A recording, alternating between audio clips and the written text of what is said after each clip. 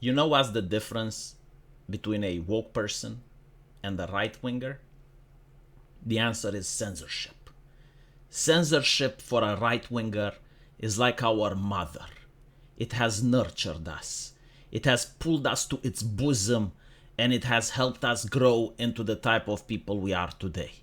Not better people, but people that know how to speak online, people that know how to transmit our ideas without triggering the algorithm. A woke person doesn't know this. When a woke person gets upset, he goes on Twitter, spurgs out, slams his hands into the keyboard like a petulant child, calls other individuals slurs and other harmful things, and gets his account banned. As such, I think it's a moral good to upset woke individuals, and the best way to do it is by promoting this website, which is a woke discount calculator. It is something that is harmless. It is something that is made for fun, but it's something that really angers the woke person. It keeps him awake at night knowing that the culture may shift, knowing that some people may not appreciate the same video games that he does.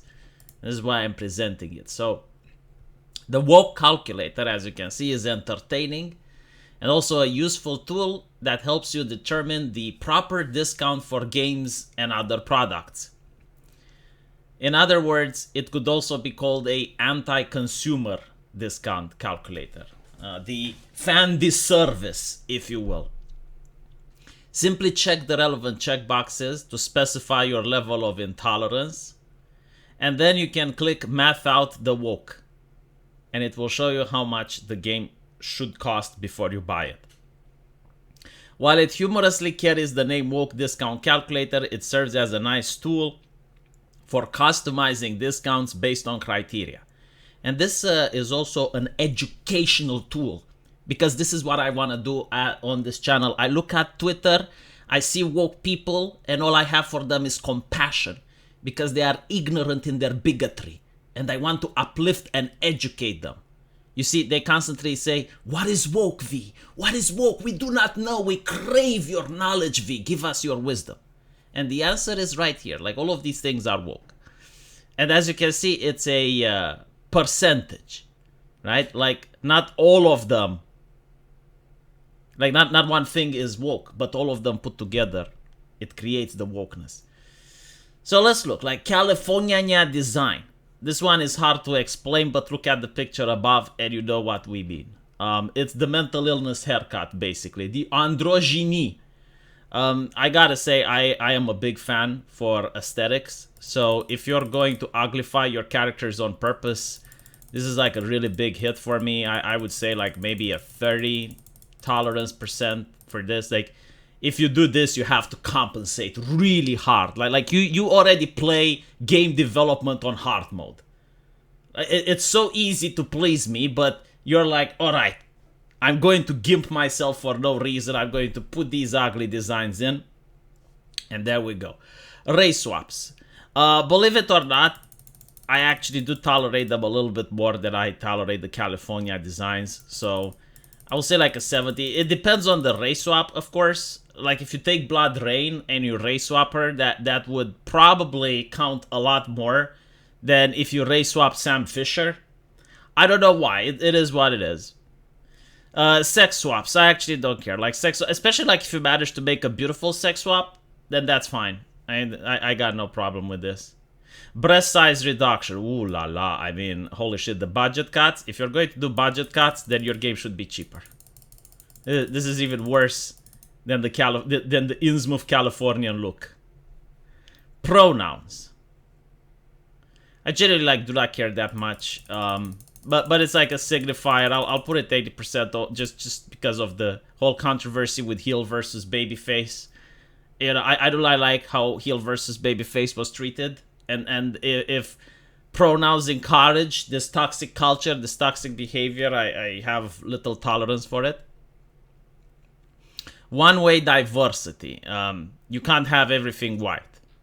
I mean, this is pretty much like the entire video game industry. I would say like 80%. I know, like, again, this is for me, right? You can customize your own shit.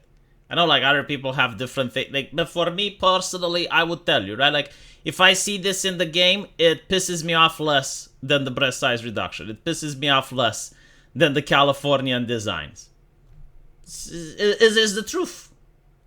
Ideological localization. Oh shit, I don't even buy the game. Unironically, like I do not buy the game the moment I see ideological localization, right? When the dialogue is localized, insert blah blah blah. I'm not like there were games that I have been told were good, but the moment I see the localization, I did not buy them out of principle. So yeah, like this one is a big no-no.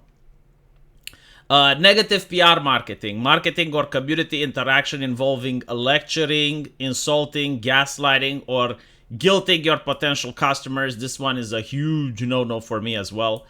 It's kind of like walking in a store and the owner spitting on me. Like, why would I ever go there again? If you're associated with the production and you talk shit about me or my community and you're not fired, I will not pay for it. Uglification of female. I mean, this falls under the Californian look, doesn't it? So yeah, this one is LGBT magnification. Teaching kids. I do not play kids games, so I'm not going to touch this one. I wish I could remove it from the list because it doesn't apply to me. Like I'm not interested in it. Sex hypocrisy. Hypocritically desexualizes female characters while keeping males sexualized. Oh, this one is like... realism argument. Yeah, the realism argument is something that the fans make. So I'm not going to hold the developers accountable for stuff that the fans are saying. Male emasculation. Emasculates male characters while empowering female characters. Not necessarily. This one is something that I don't mind. I mean, Bayonetta does it. It can be done properly. Monkey Island does it. It's something that... It depends, I guess. So... It's from game to game. I would have to analyze the context. Female defamation. Defeminates female characters. Again, it depends. Some female characters that are defeminated, they make interesting characters. Other not so much. But if it's like The Last of Us, yeah, like The Last of Us would definitely affect for the same reason. Like, I like beautiful women in games. I want feminine characters in games. If you can't sell me that, then I don't see why I should buy your product. Sell it to someone who likes it. It's interesting. Like, you go... You go on Twitter, and there's, like, so many people that are like, oh my god, like, why do you not like this? Oh, what is wrong with it? It's like, why don't you buy it then? You don't buy it either. Shut the fuck up. Loved by journalists. Yeah, I don't really care. I mean, if the journalists have their take, I'm not going to hold it on the game developers, whether I buy the game or not. It is true that if the journalists hate the game, it's something that I'm already into. Like, I'm going to look at it if the journalists hate it, because it may be an interesting game. Gender erasure. Again, the same reason. I like heels versus babyface. I don't like how they treated them. Like, I'm punishing them for this. Developer cave-in. Developer publisher has caved to pressure or fans. Yeah, this is starting to annoy me, unironically.